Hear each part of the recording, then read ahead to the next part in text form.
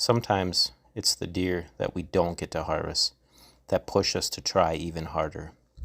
In the fall of 2021, we had pictures of the two biggest bucks we've ever had on the farm.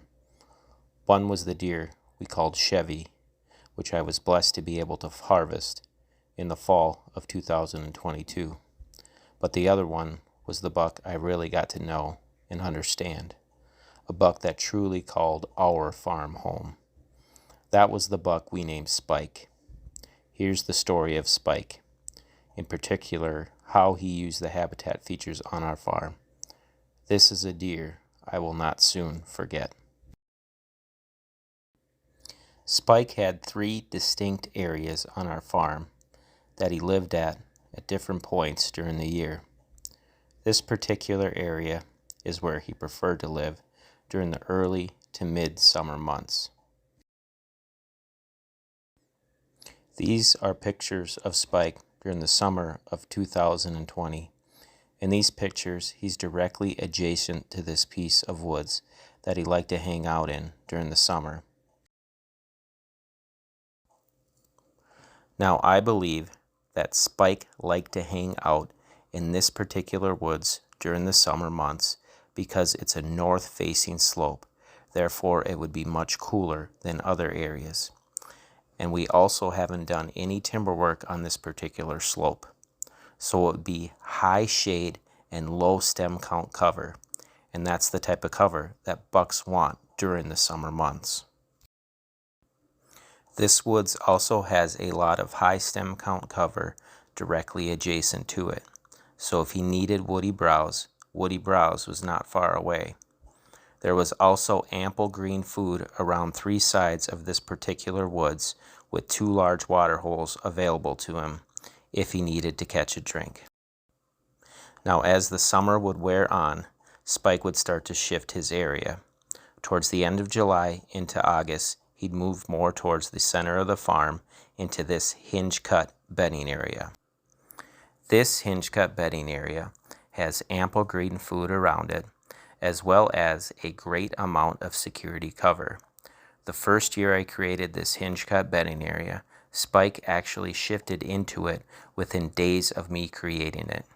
Spike clearly responded to it very quickly, and me running the chainsaw in August did not scare him away. Our best chance to kill Spike would have been the first week of bow season in the middle of September, when he was still hanging out in this area, because inevitably within a few days of bow opener, Spike would again make a shift to a different part of the farm. If you'd like to see the layout of this hinge cut bedding area, I'll leave a link to it in the description below. Unfortunately, we were never able to catch up with Spike in this particular hinge cut bedding area. Like clockwork, every year around mid-September, Spike would start his shift down towards the marsh. On a mid-October evening hunt, I actually got to watch Spike stand up out of his bed when he was bedded next to that tree right over there. I think Spike liked this area because his bedding area was bulletproof. We had no way to sneak in and hunt him without him being able to detect us. We tried to be patient and wait for the right time to beat him back to his bedroom, but Spike always seemed one step ahead of us.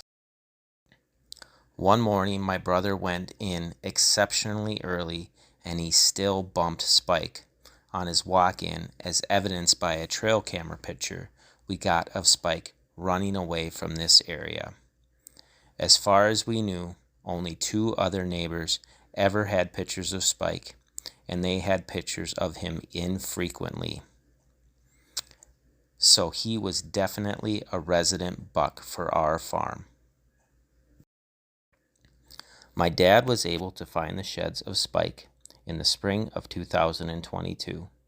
Unfortunately, there was a large shed buck that was hit on the road in the winter of 2022 that we believe was Spike, because he never showed back up in the summer or fall of 2022.